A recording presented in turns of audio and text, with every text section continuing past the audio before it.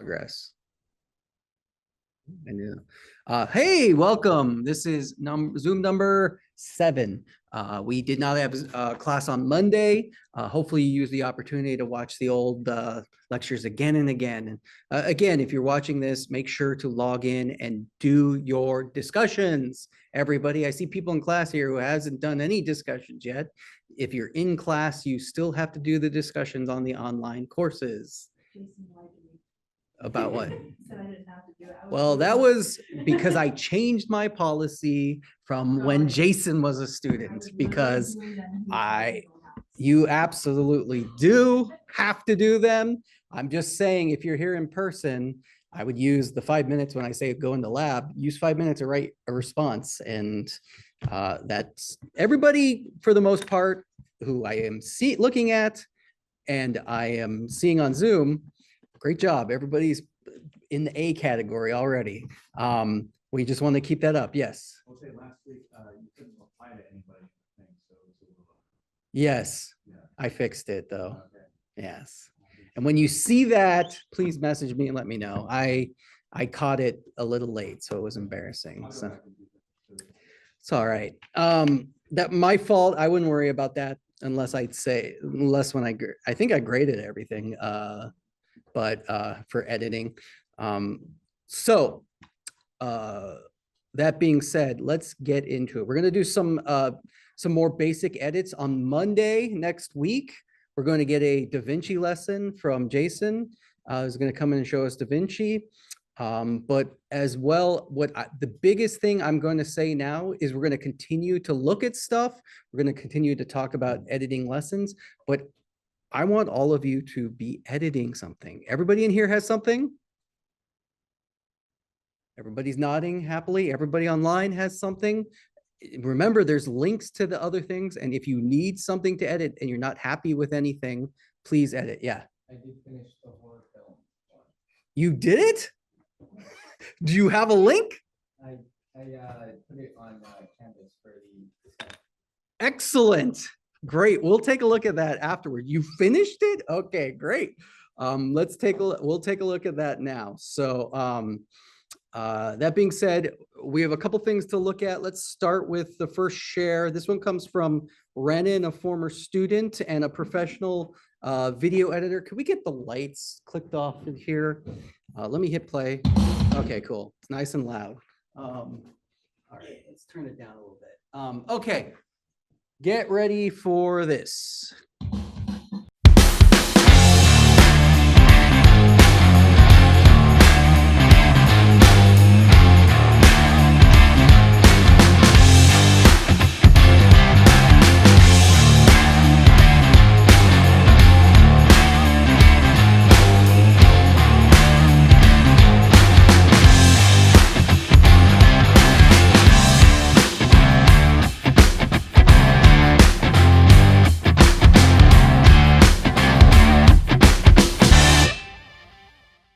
What do we think of that?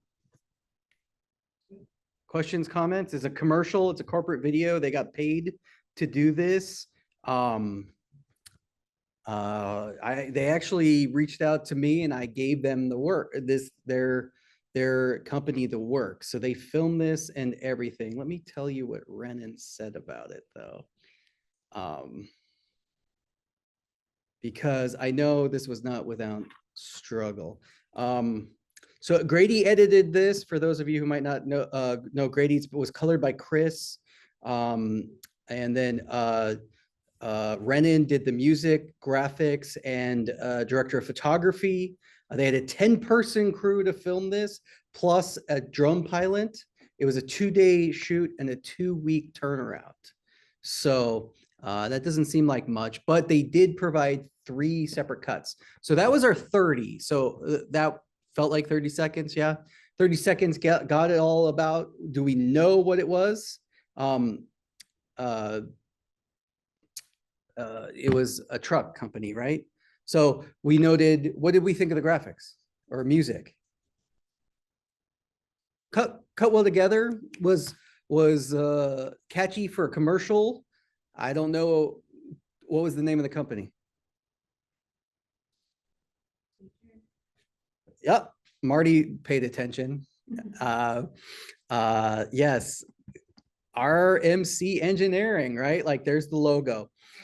You got, I mean, but you got the RMC, right? At least. So, and that's the point of commercial. Repetition is really the key. That's not on any of us. We're trained to watch commercials as passively as possible because we know that commercials are the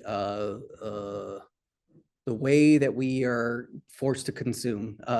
In order to get our content, we, for the most part, have to watch commercials, right? And that's the price we're forced to pay. Now, the beginning and the end, right? We see RMC Engineering. We see, what do we think about the color scheme and everything? I like the colors. Obviously, they're matching the trucks. Yeah. My only issue is the blue at one point I was like, oh, that was kind of hard to read because the blue on this one right here on the sky was a little bit hard to read. They used a drop shadow, which you can see right here, which is all stuff we can do in the graphic control. Drop shadow, I probably would have used a stroke myself, which is more a solid outline, but it might be a client choice, it might be whatever. Honestly, high load capacity, that these are all things that aren't important to me, but are important to the people who are watching, right? They're specifically making a video for this specific field and for that specific audience. This isn't going to run on TV, and none of us are going to be like, whoa, it holds 32,000 or 3,200 gallons of any dirt or water or whatever. And I know like the big components are like this water shooting out thing and all of this because I helped them build their budget and their shot list and everything. 10 people, this is a professional crew. Really cool shots, and I think it's a pretty beautiful piece. Now, let's take a look at the 2-minute version.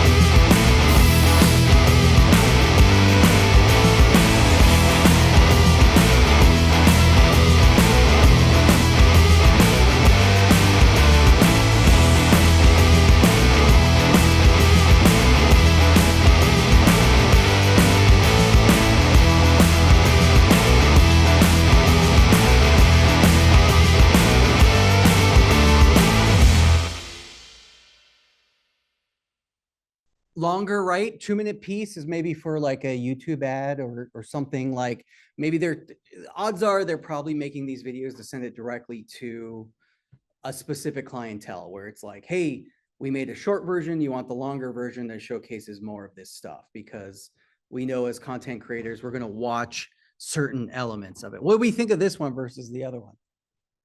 The moment where it like flashed on the screen that something I couldn't see. You felt like there's a flash frame? Yeah, it was like. It might have been the, like text going. any idea where? I may have, Right in the middle. yeah, it might have been this full screen, which, let me just see. It might have been that one. Yeah. let's see. Was it that, so that's a graphic, intentional graphic thing. That bothered you? Yeah.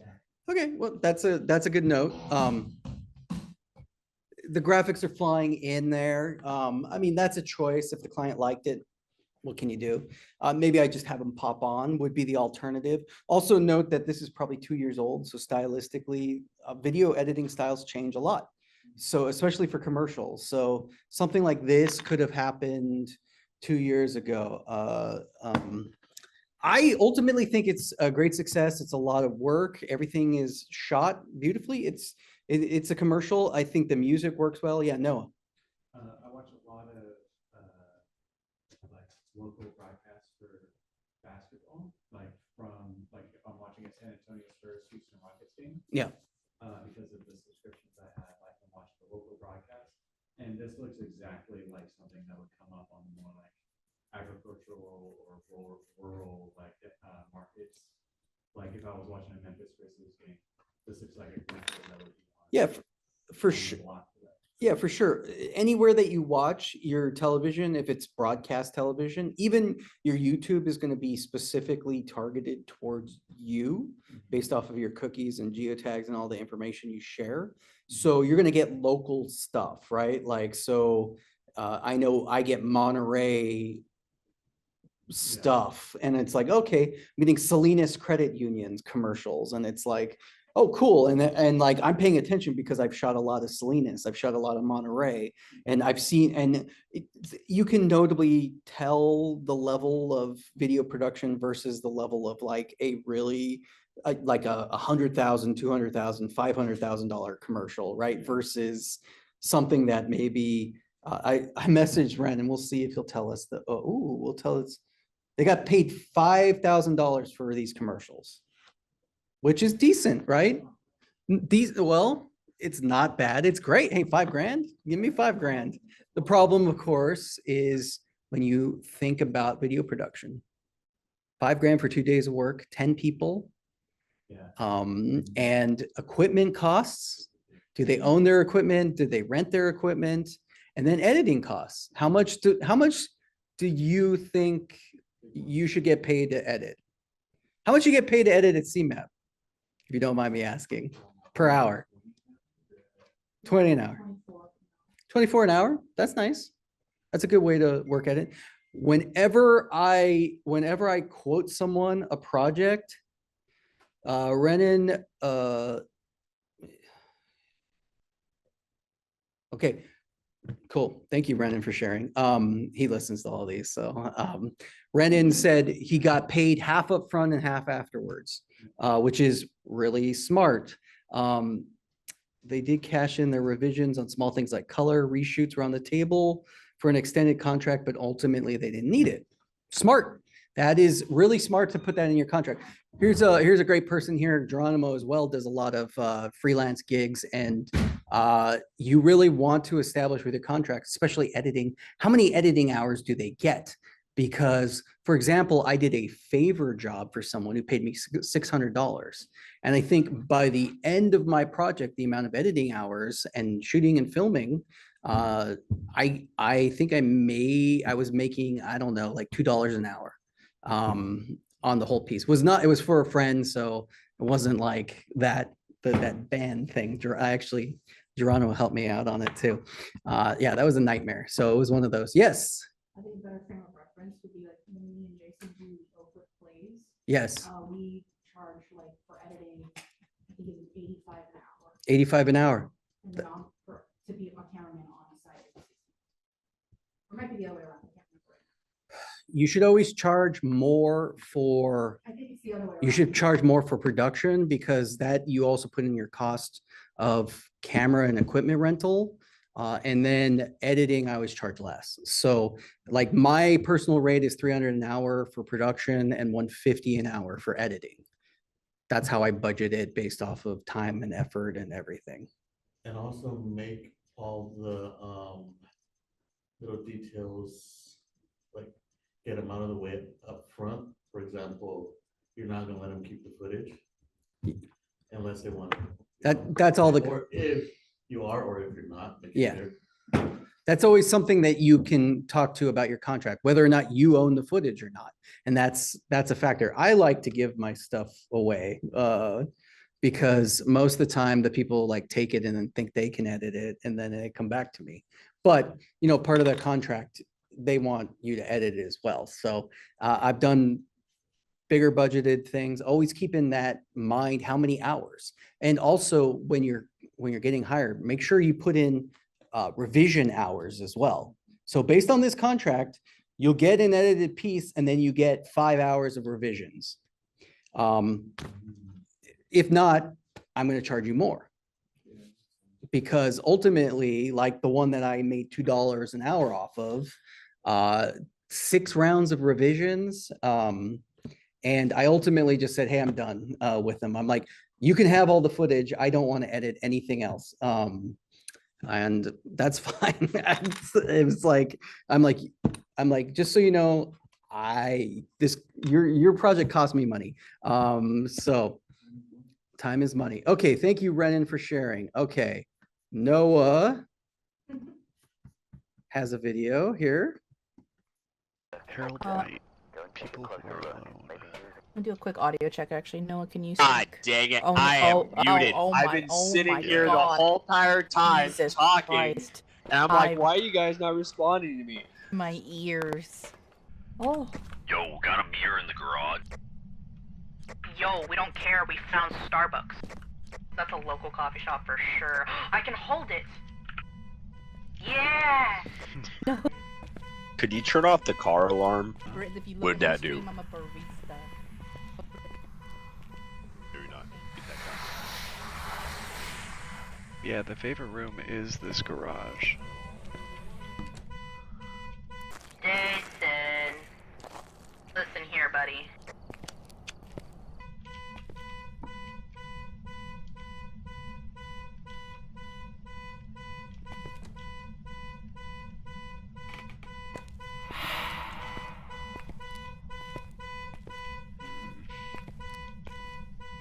Don't like those noises.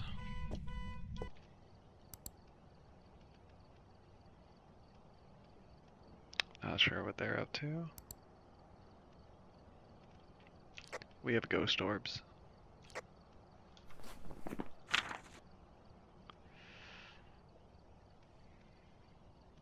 There's something going on outside the windows in there. It's snowing. What's snowing? There it is. Okay, yeah, it's right there. On the left. Is that? Yeah, that blue. Yeah, it's right there. It showed again. Oh, again. weird. Ghost orbs are different now, though. Oh my god. Oh. Oh my god. Well. Oh, the camera.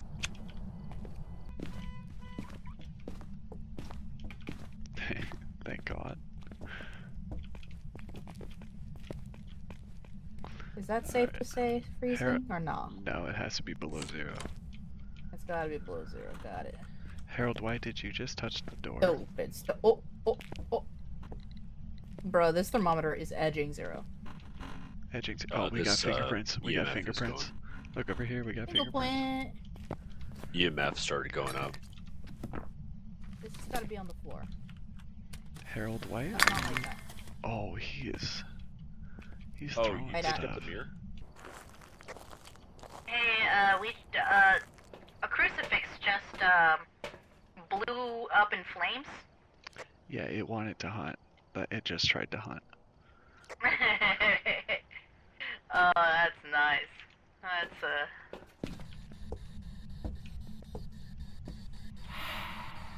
Don't. Okay, I don't think it's notebook.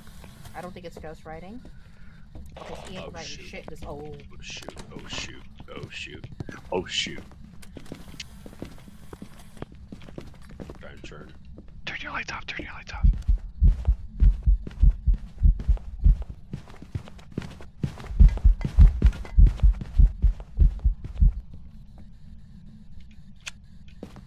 Get to the door. Get to the door. Get to the door. Ghost is stupid. Harold White. Oh my god. Dumb. I heard EMF. Dumb. Yeah, Get I him. heard EMF. Get him. Get Jason. Get him. Nah, I heard EMF. We're good.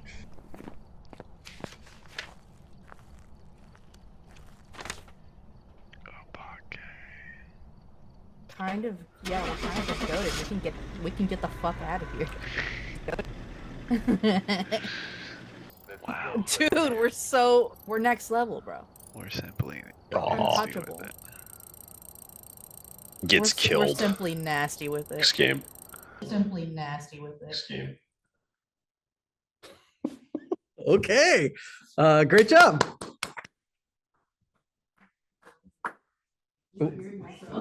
Yeah. All right. The Hunt for Harold White. Okay, so this is a game. Yeah. All right, sorry, let me subscribe, of course. Wait, am I logged in? Yes, we're logged properly. Let's do first. Okay, great. All right. I enjoyed it. I felt like I liked the editing. I felt like I understood for the most part that was going on. I still was like, is there gonna be like a jump scare at this point? Okay. What do you think?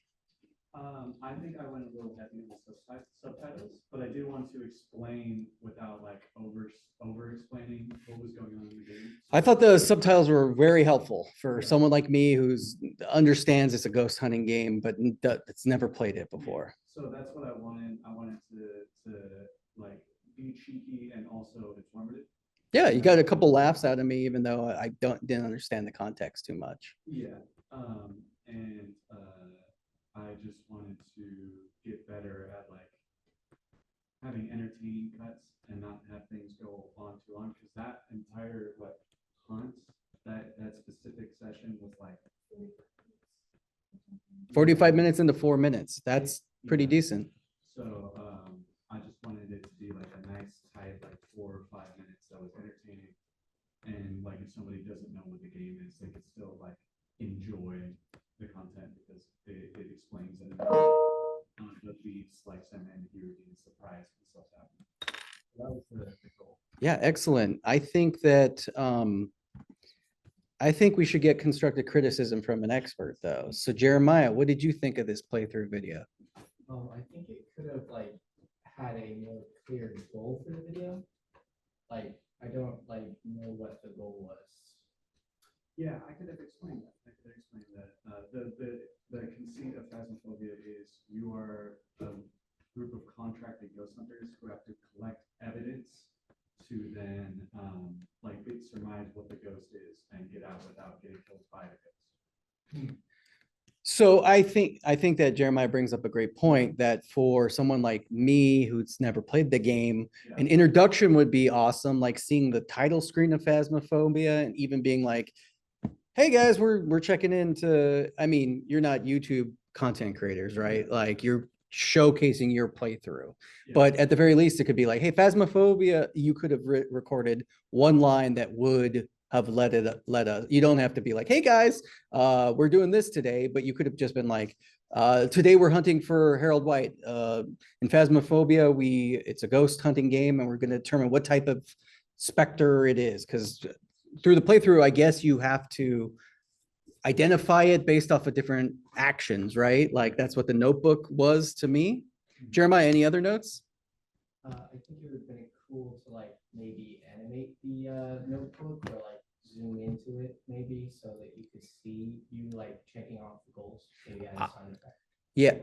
Yeah, I think, and I thought of that during the thing for sure, that based off of his playthroughs, there was a couple moments where I expected more of that YouTube playthrough edit where some jokes are cropping in, it's oh, kill Jason and then cut into Jason's character's face and be like, you could have done that to add to comedy, but this was definitely a different feel, and for sure I thought it was effective nonetheless. Didn't feel long to me, so that's always a good factor. 4 minutes, but I was engaged. But yeah, even pushing into what this stuff is, it's just your next level. This is a great start. Where do you go from here for your next one? Yeah. This is a great editing example. I mean, I didn't see any editing errors as far as I could tell, as far as jump cuts or mistakes. I'm pretty happy with this. I do think that at one point you're And I don't know if it's through the speakers, maybe with a headset, it would sound better, but I'm not hearing whatever your character's hearing. Yeah. And either that could be brought up or like, yeah, I guess music doesn't really make sense, but good job. Okay. Yeah, All of those. I'm really happy with that. All right. Otherwise, let's log in and let's watch one more thing and then I'll yak at you all. Thank you for everybody sharing. I absolutely we are gonna watch more and more of your stuff as it comes available. Discussions. You posted it on this week's? Yeah. Transitions one. Thank you. Do.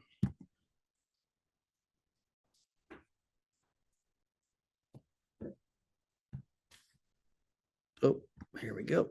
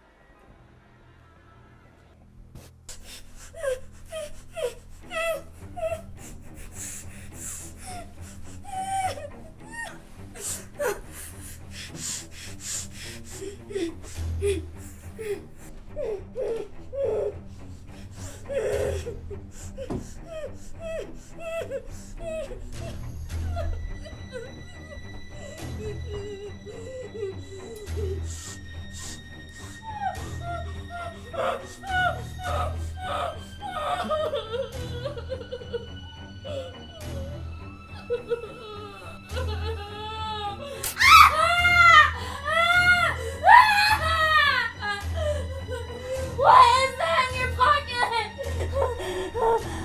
Isn't it obvious? No! What is it? I'll show you.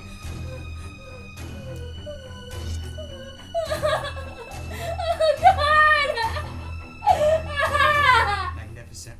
Huh?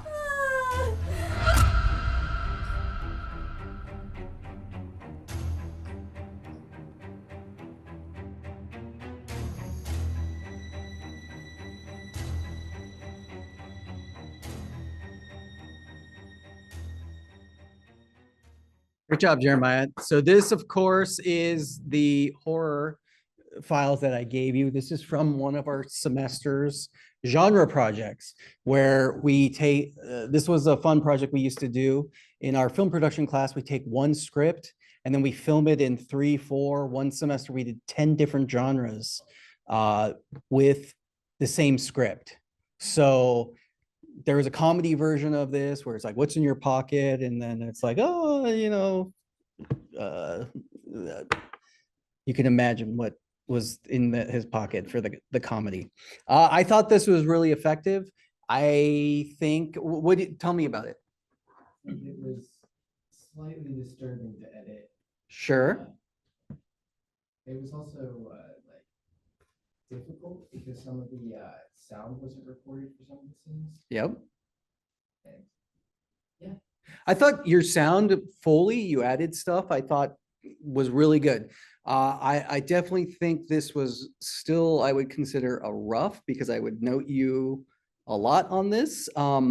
I think, well, actually constructive criticism before I go into it. Anybody want to note, remember, kind comments? I mean, for the most part, I thought it was effective. Yes. I think the establishing shots of the actors walking into the house, wandering around the house while the person's slinking around were good, but I think there might have been one or two too many. We were kind of well established that like she had no idea and the guy was able to like follow her throughout the house. I liked it. I liked the pacing. I just think that like in each kind of segment of the sequence, there might have been like one or two too many shots, just like to make it a little more tight and have it be a little more impactful with what's going on. Now, I agree, for sure. yeah. Now, my question to you is, did you feel like you had to use all those shots? I feel like Because they had like 5 or 6 more of just like her standing there that I didn't use. yeah, So, you got multiple takes, you got multiple angles, and in the final piece, we don't have to use everything. So think about that space. The one that really like felt it for me was you showed her opening the door. Now, that door worked really well with your audio, which was like kind of a jumpy scare part of the song. You know, it's right over here.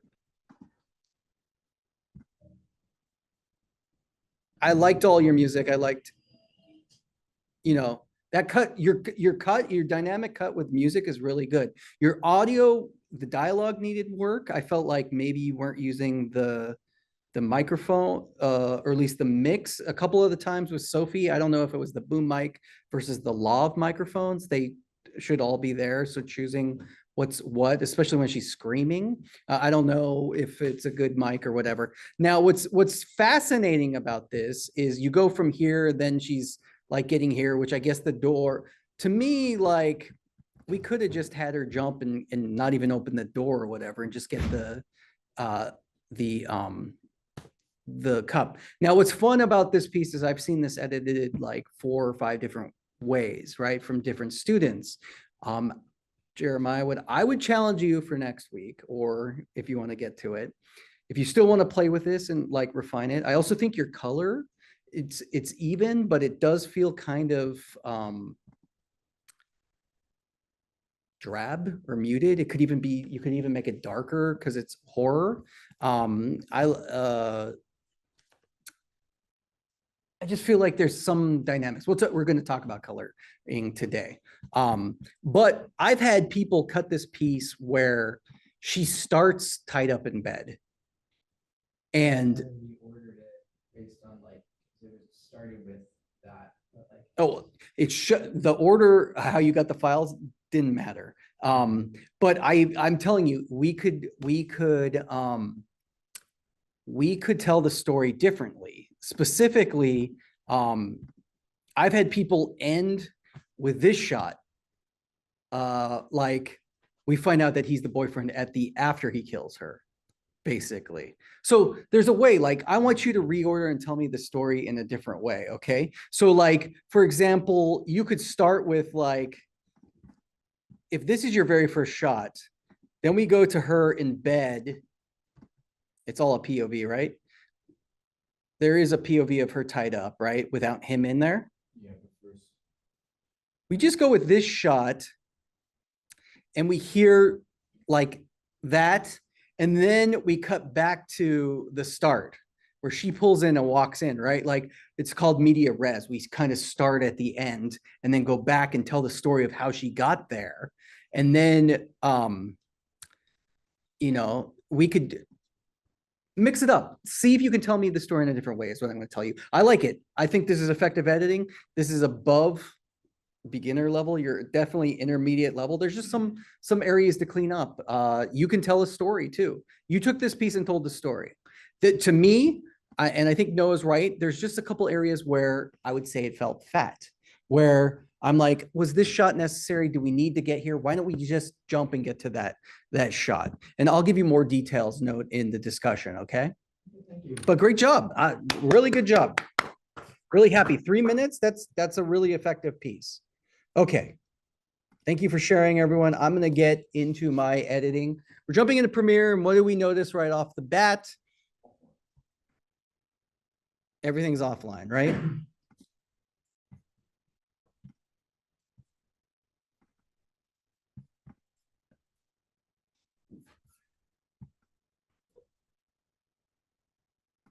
Catherine, I'm so sorry. I just realized I didn't share any of that. In the future, if you turn on the mic and yell at me, that would help me out. But I will drop you links in the chat. My bad. I'm going to have to edit this. So, man, I messed that up. I totally goofed that up. So, I will share the other videos in a different way. I am sorry, Catherine. Now I'm sharing. Oh, I done goofed. All right. I want to make sure I am sharing. You're seeing the screen. Sorry about that. Okay. We're jumping into Premiere.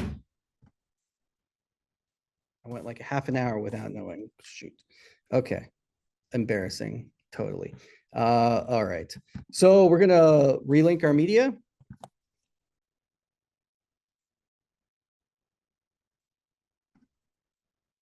I'm going to say locate.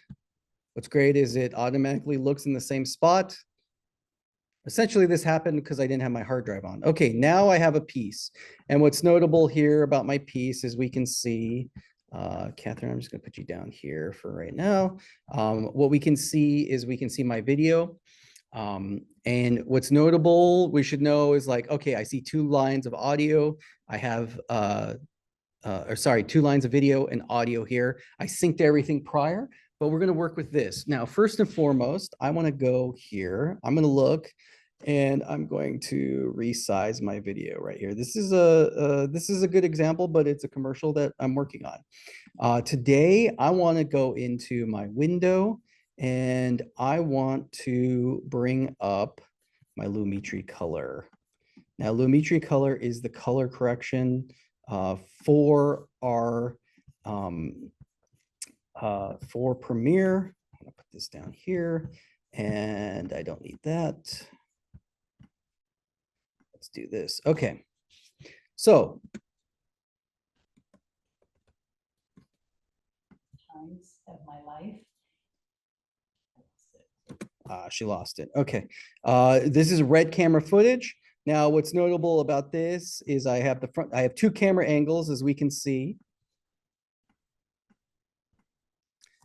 Jeremiah, the red that you were working on, did you color correct?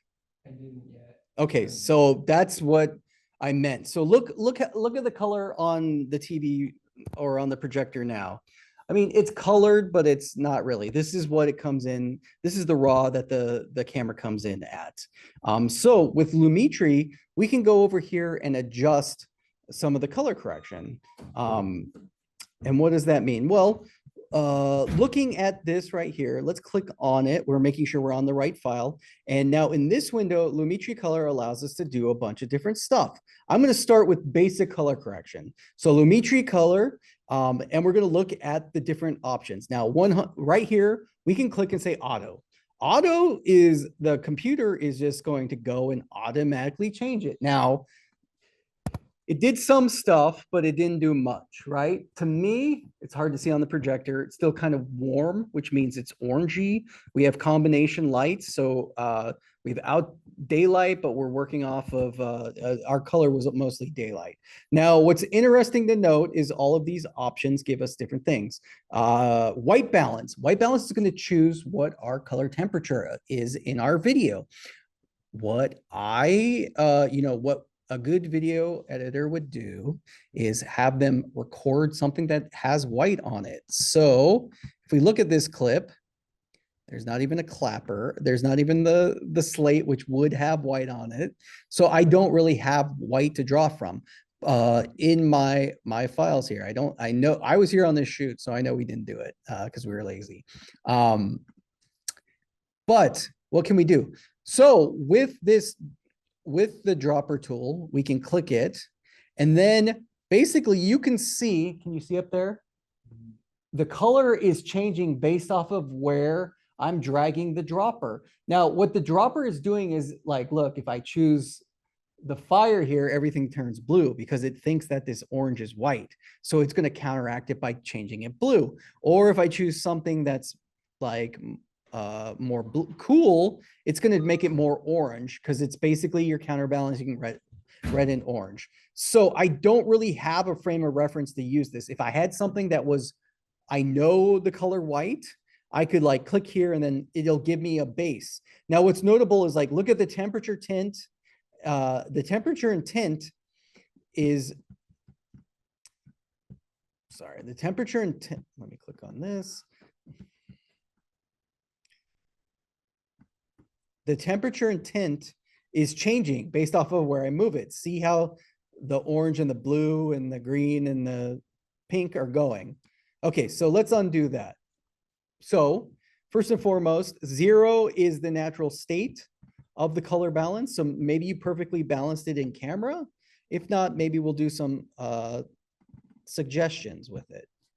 Okay, I'm going to just make this window bigger so it's a better reference. Okay, so now looking at this, we can look at this file or this video, and if I play with the blue, I make it way more blue. Now note, I am making the entire image. So not only the background is more blue, but her face is more blue. And we're not making avatar, we're not making influencer smurf, right?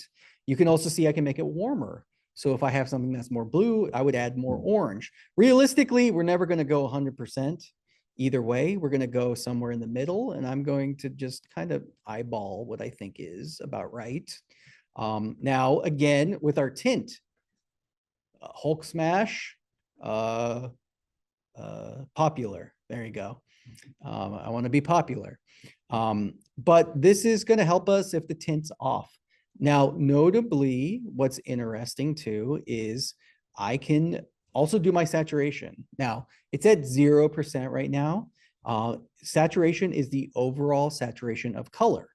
I like to add this a little more. It helps kind of give it more of an intensity. I usually do saturate, but based off of the camera. The cameras are all going to provide you different things.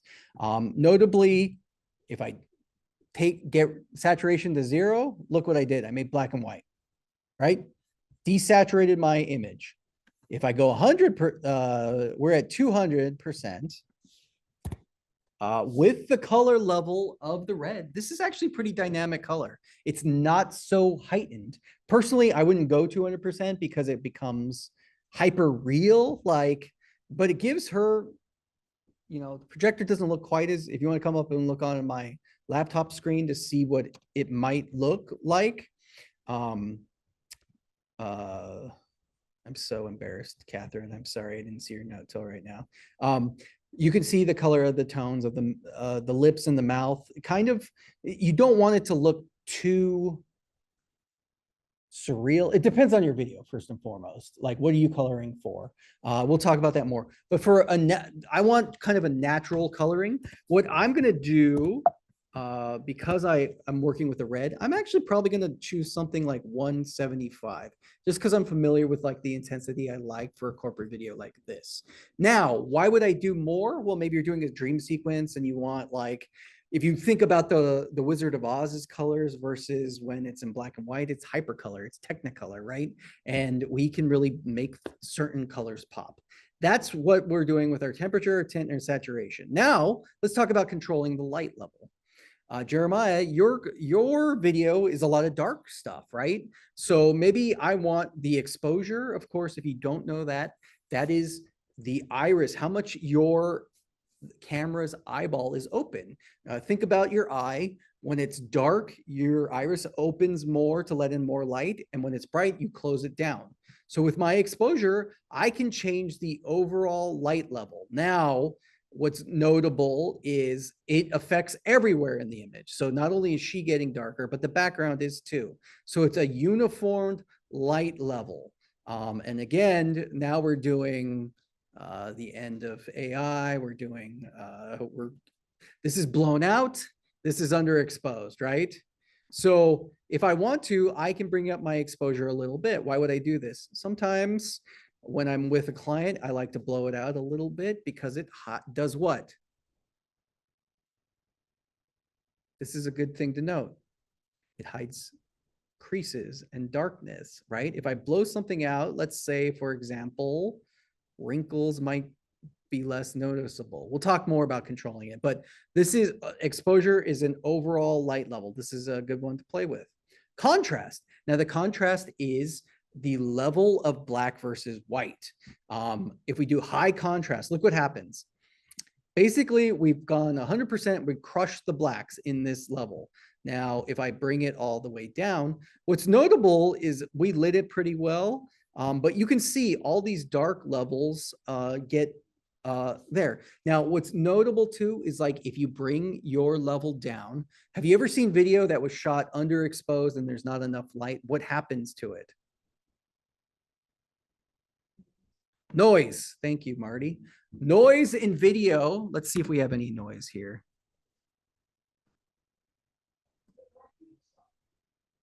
I moved here in 1979 out of college to take my first job. And after 5 years, I realized I really wanted to work for myself. So I got into real estate. Oh, we did such a good job of this. I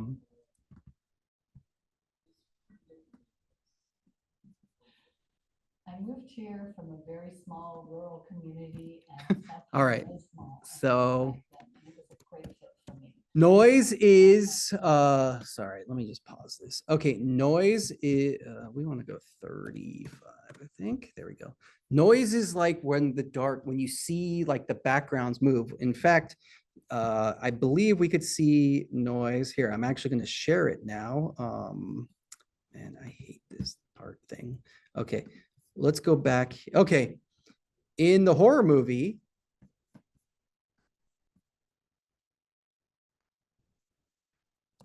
I mean, this is some compression, but you can see how like the background is like moving, right? Like it's not a solid. If we look in the dark areas here, see how the video is like pulsating almost?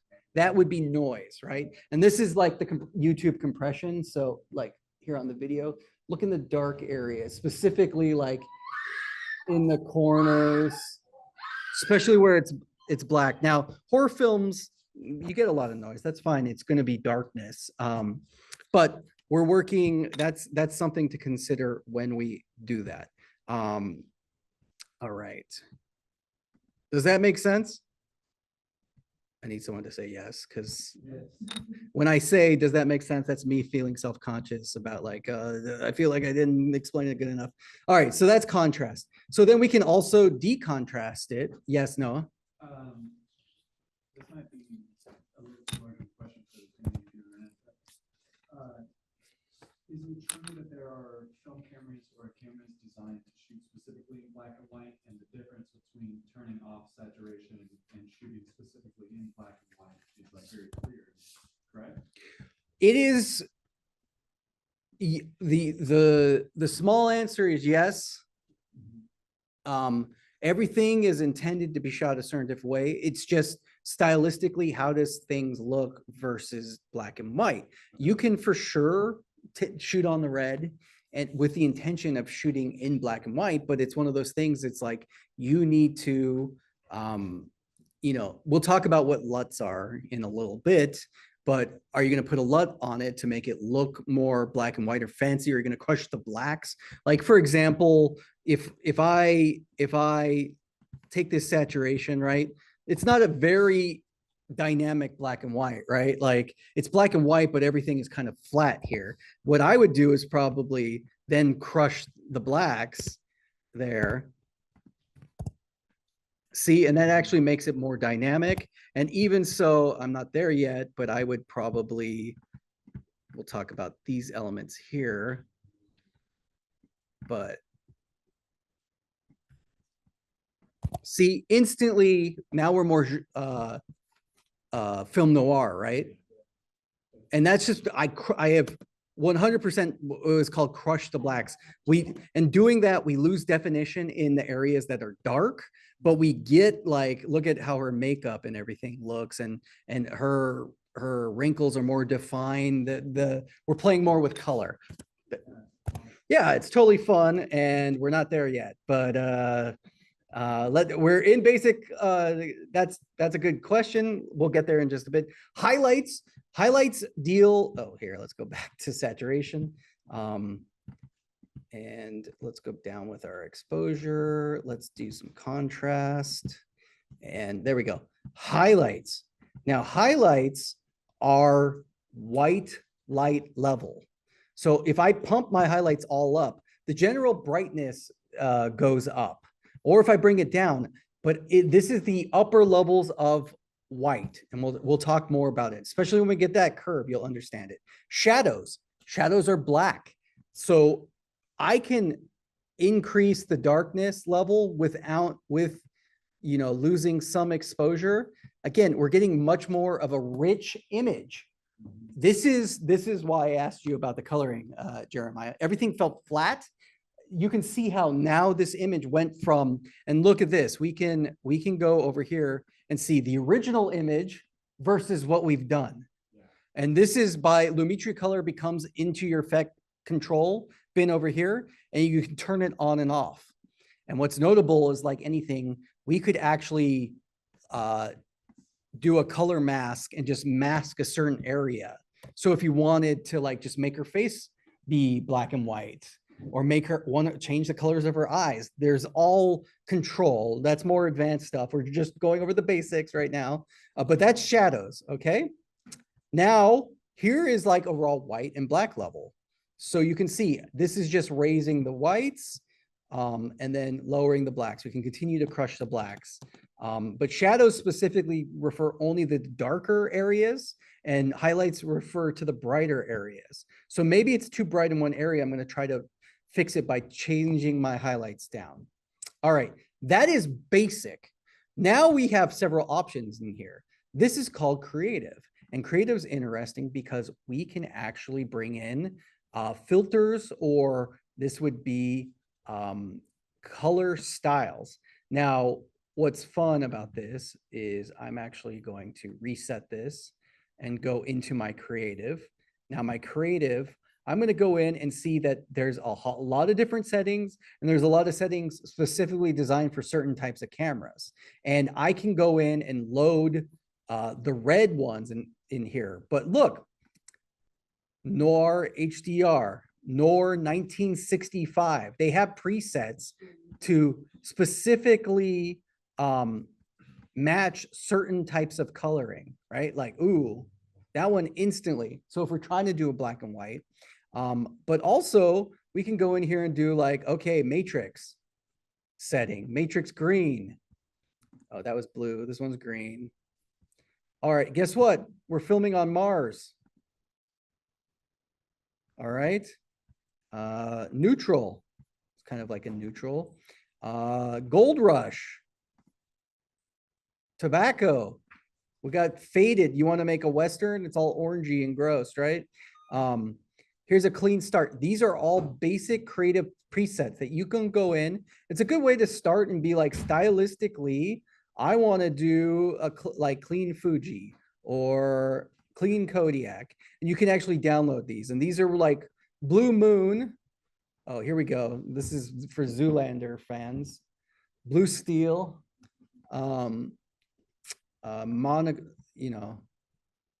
Lots of options you can play with, and some of them that'll give you styles of like cameras and all different styles to play with.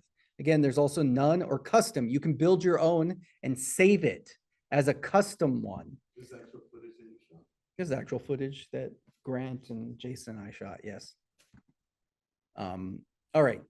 Also to note is we can choose our creative here. And let's do Blue Moon, because that's a blue intense, all right? But we can actually then affect the intensity of the entire clip. The intensity is kind of like the saturation. How much is it going on? Up or down, right? And notably, our basic control, once we made everything, we could have affected the intensity there as well. Also, please note that if you use creative, you can also use basic as well. So I can actually up my saturation level in basic, and it's going to affect my creative level as well. So now I hyper saturated the color in basic, and now it's here in creative as well. There's a ton of, you can just be a color editor. Really, there are just colorists who spend all day coloring, because like this, there's totally the type of things. Jeremiah, one of these looks would be totally a way to mess around with it. While we're talking about looks, there's some LUTs. There's some basic LUTs, but you can also go and download LUTs. Now, what are LUTs? LUTs are color profiles that you can automatically load and then mess about with, right? Like these are all ones that I've downloaded. They're for Aries. They're for, here's a Phantom. Look, that Gamma definitely works for a different type of camera. But you can go and say one that like Justice League LUT, and then it'll give you like the Zack Snyder desaturated, crushed look that you can load on everything. So the LUTs are somewhere, here, and you can browse and load new ones here. I'm going to say none though, since we're playing around in creative. Would you recommend finding if you wanted to like do one that's not If you want to do a LUT that's not in Premiere, I would 100% just Google. Sometimes they're free, sometimes you pay for them. Are you raising your hand, Geronimo? Okay, so let's say free LUTs. What's a LUT? What does it stand for? No, what's a LUT? I don't know what it is. A LUT is a color and light profile that you can load into your editor. It's a way that you can load and basically color your footage based off of a style. It's not a filter on Instagram, but it's similar like that, right? So like here is an example. So I use this as this is a paid resource, because some people like all they do are design LUTs. So check this out. I use Envato, so I could download this and look at the different they're showing you the different styles that you can, choose. This looks like it's 75 different LUTs. There are definitely free LUTs you can download. So other video editors in here use LUTs. Where do you get yours? I'm looking at Marty specifically. You make all your own. So, but LUTs are a great way, especially if you are a content creator and you want to do it as effective instead of building your own. I would go to a video resource, and maybe it's worth $7 to buy someone's LUT that you can then modify for yourself. That is a totally economical way to be a content creator, to be a professional video editor. I should do that. It would just be faster. It would be faster to be like, this is what I want it to look like. And then you spend 5 minutes, 10 minutes, an hour rather than hours. That's what I do with my editing, is I find this is my starting place, and then I customize it to be how I want it to look. That's especially since I'm a one-man band single editor. If I spent all the time making things from scratch, I would love to. That's my dream, to have all the time in the world. But instead, they're like, Tim, this has got to look like, it's got to look like whatever the current meme video is. And I Google, okay, what's it look like? And then I look for a LUT that gets me to look like old-fashioned faded video, right? Like a filter. And then I take that and I make it my own, right? Good to know, right? What was I doing? Okay. Jeremiah, good answer? Yes? Okay. All right. Yeah, thank you, Geronimo. Okay, also what's notable is in creative, we have faded film. So we can actually add it to make it look more like a faded film effect. I never use this. Sharpen, do we know what sharpen does?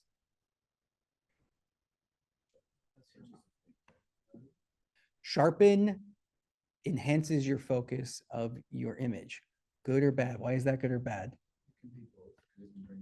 Mr. Out of Focus here will use sharpen to focus. Now it is a good and bad because if we go 100%, it's not even really noticeable here. Yeah, the red is got a lot of wiggle room. You got a lot more abilities, but if I'm using if I sharpen something like iPhone, it might look good in a single moment, but for sure there'll be artifacting, which look with the sharpen. Okay, look at her hair. Her hair looks chunky, right? Like it's because we're intensifying and we can see that it's moving, it's making artifacting. So sharpen is something that when I've had to use, use it little and sparingly. It's becomes super obvious if you sharpened it a lot, especially to us who are video professionals who look at video differently. My mom's not going to notice probably, but she'll be like, it's weird, but I don't know why. Vibrance is a different style of intensity of the color. All right, look, now we've got, we change the intensity overall. Let's go back here. Look at the intensity level, right? Overall of the effect. Thank you, Geronimo. But if we open the vibrance is like another way of saturation. And in fact, here's saturation. Will again intensify all the color. Vibrance is more like the skin tones, if that makes sense. Also, we have the creative way for your, what are you airdropping me? I like, okay. Is this appropriate? Because I am zooming and I don't want to edit it out. What's it called? I don't have it. I put it into my downloads. What's it called? Oh my gosh, Geronimo. I have 1,000 videos. Is this a virus? Is this gonna crash everything? Save to downloads. Filtered. Okay, here we go. Thank you, Jerry. All right. Okay, cool. It's of course an iPhone, so it's shot incorrectly. But look, it's me, I guess, which I should have known. You don't even know how many videos of me Geronimo has on his phone. It's literally insane. Now, of course, first and foremost, this is oh my gosh, this is full resolution. I hate how much older I look than this is what's last year. Yeah. All right, here we go. Let's watch this dumb video that he sent. There's no audio? All right, cool. Cool. We're live streaming a basketball game. We used to do that a lot more. Okay, well, let's take a look. Okay, look, it's okay. There we go. Great. Let's go ahead and sharpen this. All right, I can already tell. I don't know if you can, but look, can you see what it's done to the image up here? Let me show you 0. All right. 0, kind of blur. Watch, like, look at my eyebrows, my tongue, gross. The words, these are all areas to look at. Now let's sharpen it. Yeah, see, you can see there's artifacting. Yeah, and then once we hit play.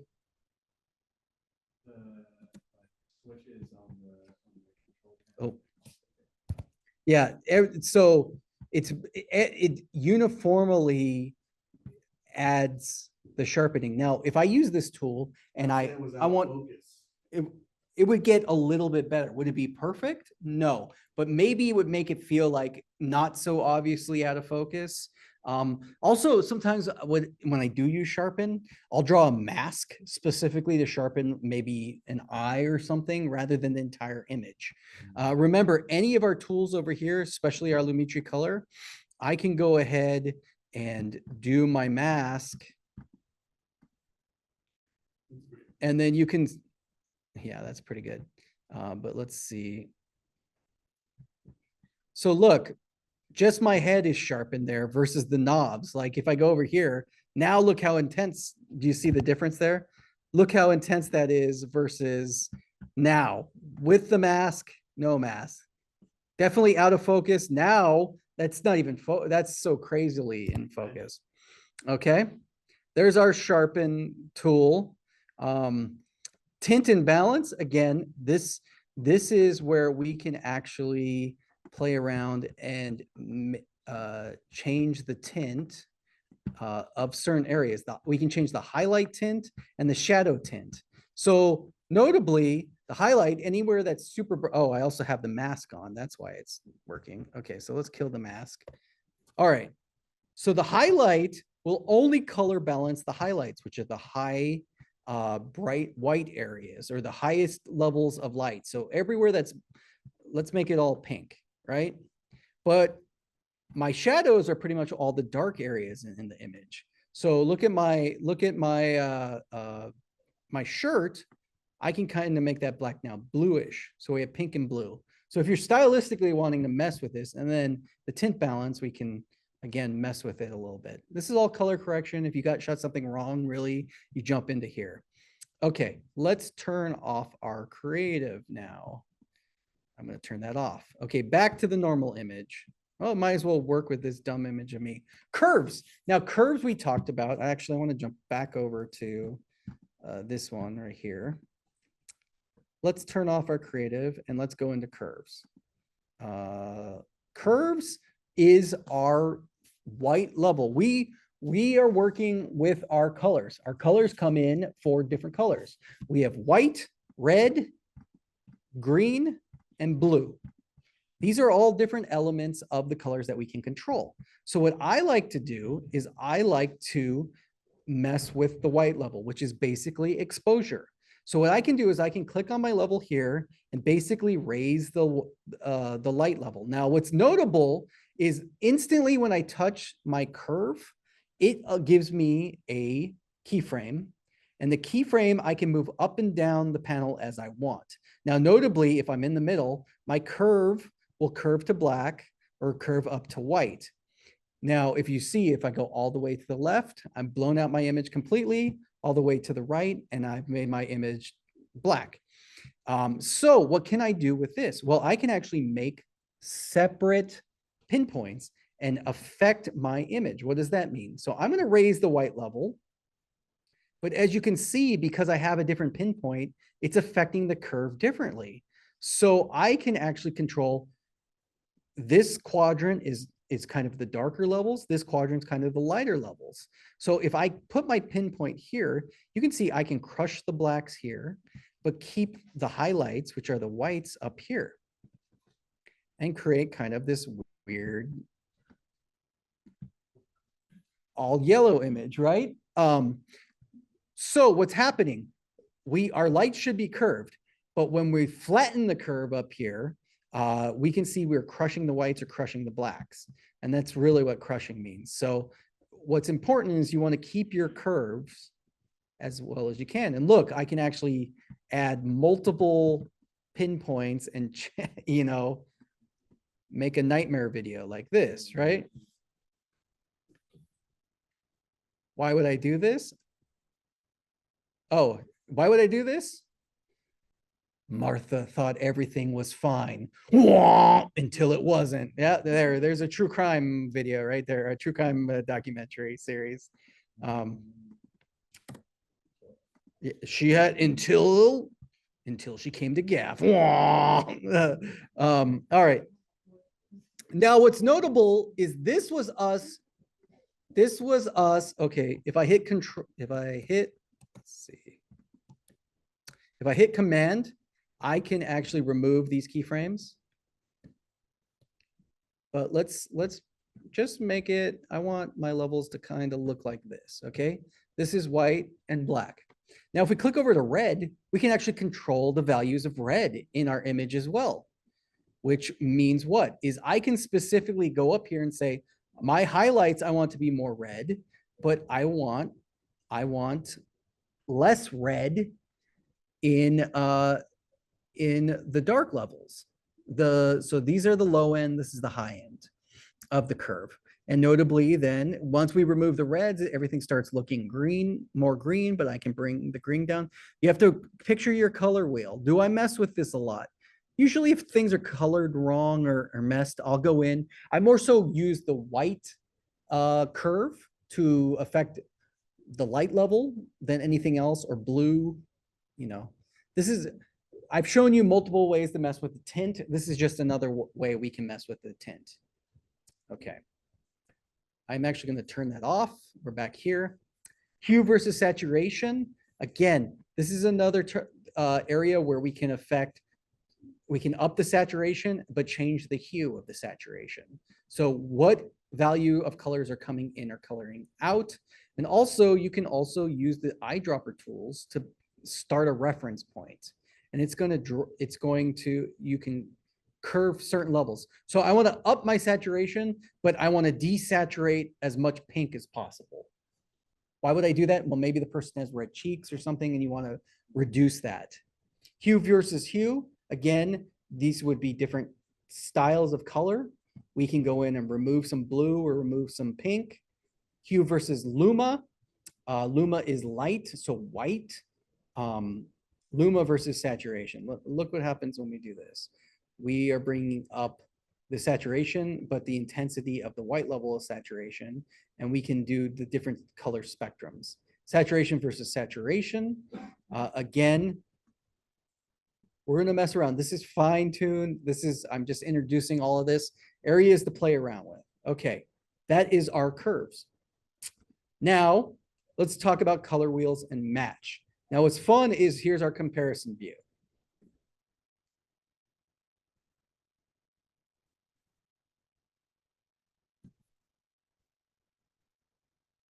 Hello. Hello. Why aren't you working? Let's do comparison view. What is turned off? Before and after?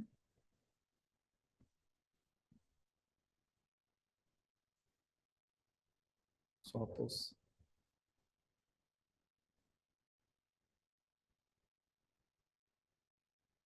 Hold on 1 second.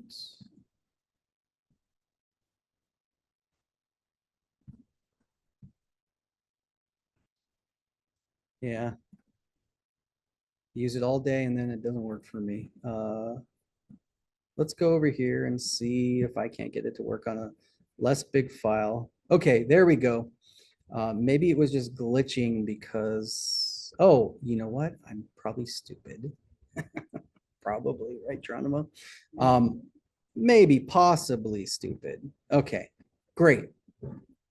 All right, so here's our comparison view. And what does that mean? We can look at so up here will give us a reference point of our video of our image. So what does that mean? So when I'm trying to match something, let's say we're working with this color, but we're trying to match to give it the same tone and intensity. Well, we shot it with an iPhone and we're working with red, so it's going to be harder than it looks. But what's interesting is these comparison views allow me to draw from, let's find the part where we can see my face.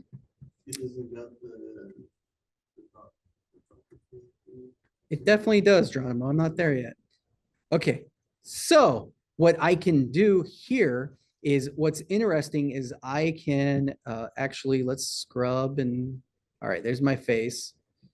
I'm going to use my comparison view. Now noted, this is side by side, this is half and half, and this is up and down. this allows me, and look what's cool is top and bottom, is I can actually slide up and slide down with my comparison view. And you can see before and after. I can actually swap them too if I wanted. But with this, I'm actually going to use one of the things they have, and it says face detection. I'm going to say apply match. Let's see what happens.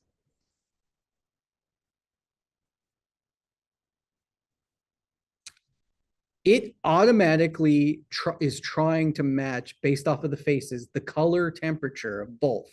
Now, what we know is the iPhone in there is different, and we're going to have to mess around with it, but it's basically color balancing it to the same tones of my face to her face, which you can see. I'll do undo. We can see before, and we can apply the match. We can see the after. Now, again, we're going to mess around with it because obviously it's like drawing a lot from the orange of the background and everything, and the orange of my face to do that. Doesn't look like a good match to me. But what I can do is now I can, let's undo this, and we can actually go and we can choose our color specifically. Again, these are our shadows. These are our midtones, which are all the medium light levels, and these are the highlights. And we have an intensity level that we could turn up or down. More in the future on that. Let's turn that off. We can actually, then what's notable is you can access comparison view anytime on your timeline. It's right here next to the screenshot button. Comparison view is really good for color correction. Use that, Jerry? Yeah, I have a Reggae Shark lot. Reggae Shark lot, pretty good. All right, love it. All right, HLS secondary. So this is a way, did I turn it off? Yeah, there we go. This is a way that we could remove certain colors from an image. Let's actually mess with this from Geronimo. Okay. Let's say we're working with an image here, and I want to set the color. And the color I'm going to set is red.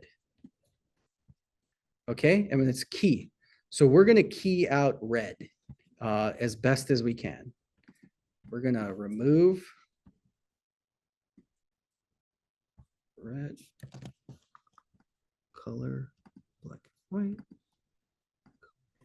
Okay, blur and denoise.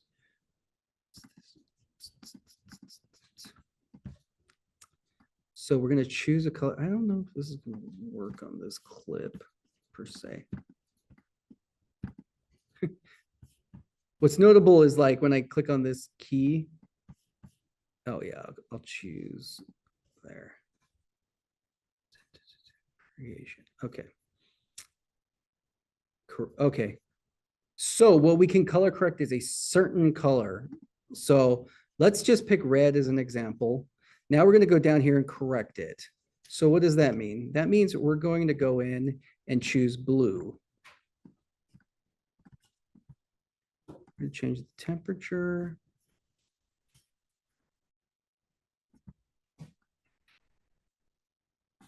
Maybe not. What's going on? I can choose those wheels. Let me just reset. Boom. Plus and minus.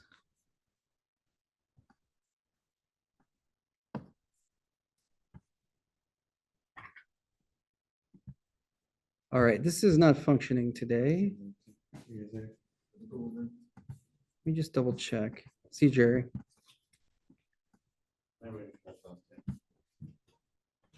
All right, we'll talk about this when we get back to advanced color correction. It's not working for me today, currently. And it might just be my system. It might be the clip. Oh, you know what? It 100%. I'm so stupid. That's why. Everyone, I'm stupid. It's fine. People are stupid. Me specifically. What was the issue was I was working with this, but I wasn't working on the right clip. I didn't have this clip highlighted. I had this one highlighted, which we may have been destructive there. So let's take a look back over here. In fact, I wonder what we did here. Let's take a look and see. If we turn this on, did it do anything? Not notably. Okay. Let's go back over here and reset it. Let's click on this. Let's reset. Great. Let's use our eyedropper and try to choose red. There we go. All right. Now we want to color correct it.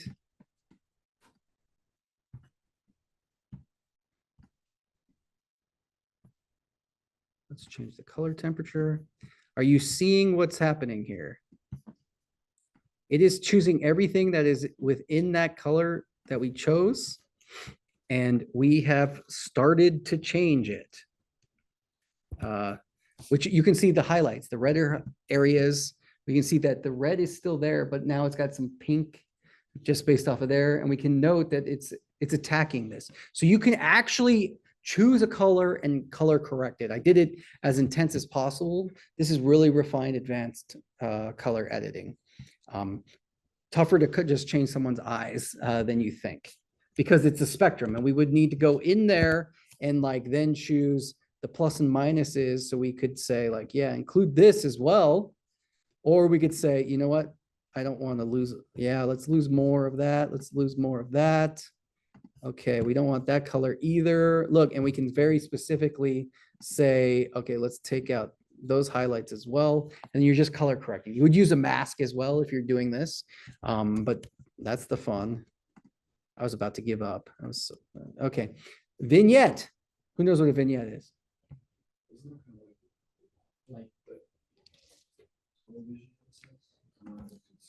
Check it out. Yeah, vignetting is old like style of film. We can do that. We can actually change where the midpoint is. We can make it more or less.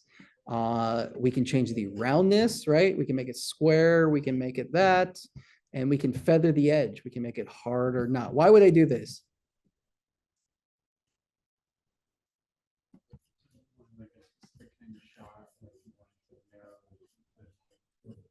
Sure, you could like maybe do this if you wanted it to seem like someone's eye is about to pass out or something. You know, there's reason to do vignetting, but you could do this within Lumetri Color. Those are all the basic color features. I want to show you one more thing before we go. Any questions or comments you want to talk about the basic color features within Lumetri? It applies to all coloring basically. The other thing that I want to note is we're working in this environment where I have two colors, right? Like I have two camera angles.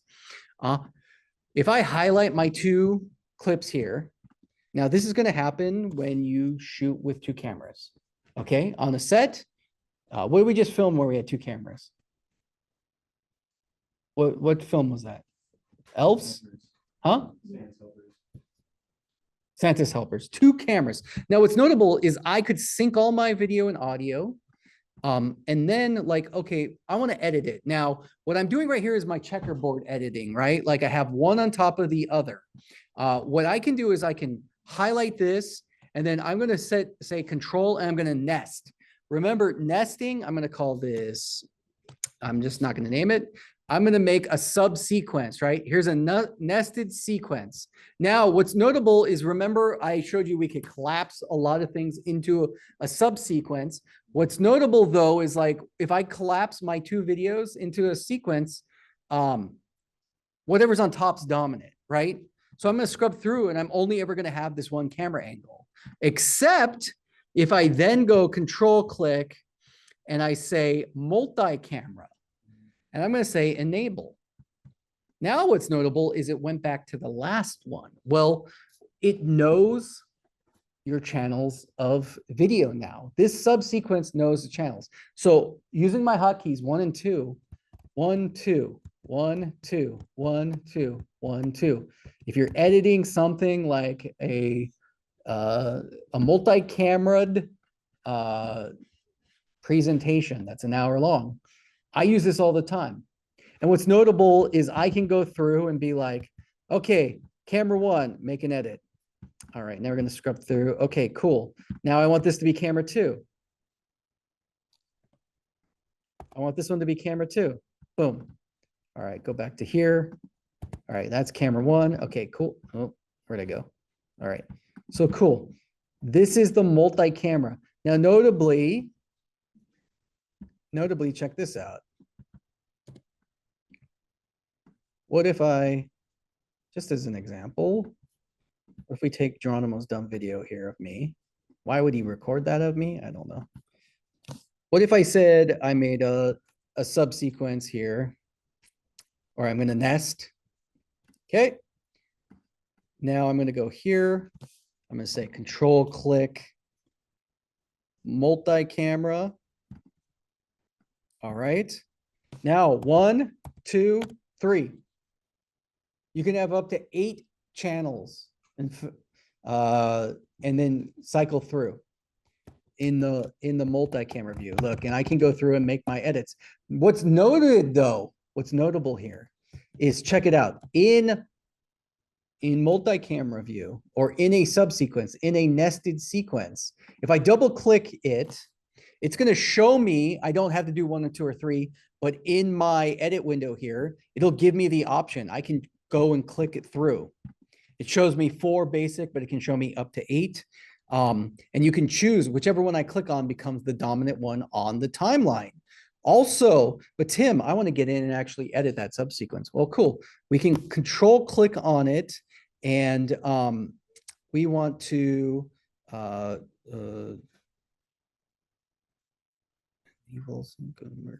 sorry, did I click on? Notably will we would disable, and now look, we're on this subsequence. Why would I do here? Well, I would do all my color correction before I made my subsequence. Because look, in the subsequence, I can go through and look, we have, notably, we have my purple video there, which isn't popping up. There it is.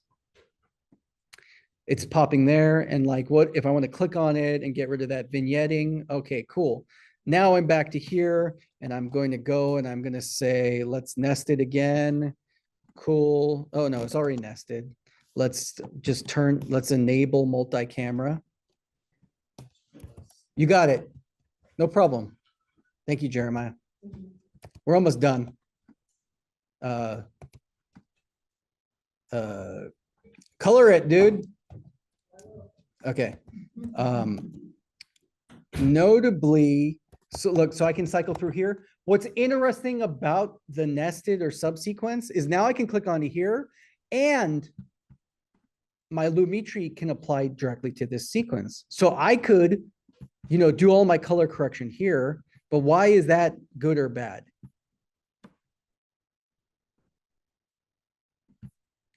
I think it's bad because what? Well, look, okay, so I color corrected it.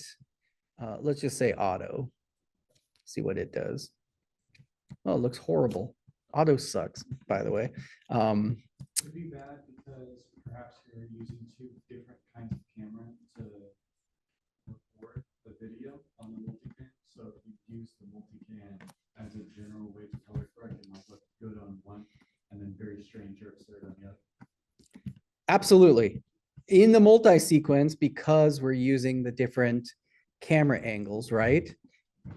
Let's go back over here and let it catch up. Now, if I hit 1, 2, or 3, right? Let's go to 2, 1, and 2. 1 and 2 look okay, right? Because they were shot similarly, 1 and 2. Not too bad. But remember, we got 3 here too. It just makes it even more intensely crazy. So I always color balance before I nest and do the subsequence. Okay, any questions or comments? Did we lose Catherine completely? Yes, probably, because she's like, he's not even showing me any video. Sorry, Catherine. I hope. Oh, you're still there. Great. Like, you didn't show me video in the beginning.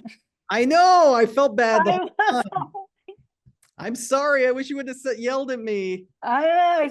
That's okay. I got to check out your eardrum. It's wonderful. I know. I'm going to look at the Zoom thing. It's just going to be me looking stupid the whole time. So it's all good. Great. Okay. I'm still growing. It's all good. But you've been watching me use Premiere the whole time, correct? Yeah.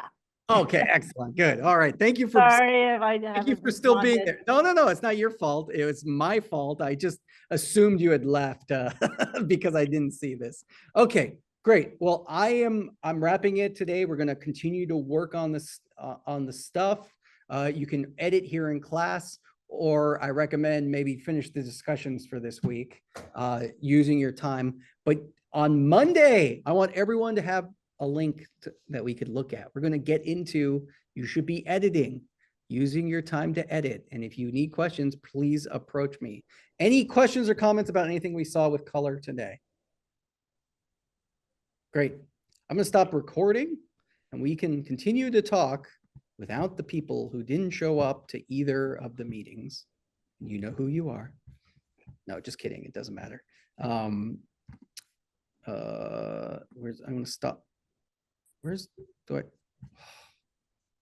I've moved okay, stop share. That's it. Okay, I'm back here. Okay, bye everyone at home. Question. Yeah, okay. So last year I did iMovie, which is free on Mac and stuff. Sure. And I tried to put it in Premiere and then it didn't let me do anything. Is it because those aren't allowed? They're completely different. Like you're trying to open up your project file in Premiere. That won't work. Okay. It's like, unfortunately, it's like trying to open up a PowerPoint in like Google Slides, right? Like you can interpret some elements, but really you would want to bring in your source files and then make your re-edits again. There is, I will tell you this, Premiere and Final Cut X can import, but there are elements that you're almost better off just restarting. Yes. Okay. I'm gonna have to start scratch. I think I'm gonna show up Monday because I want to see the last editing DaVinci? software and then I'll start doing it. All right, here, let me stop recording.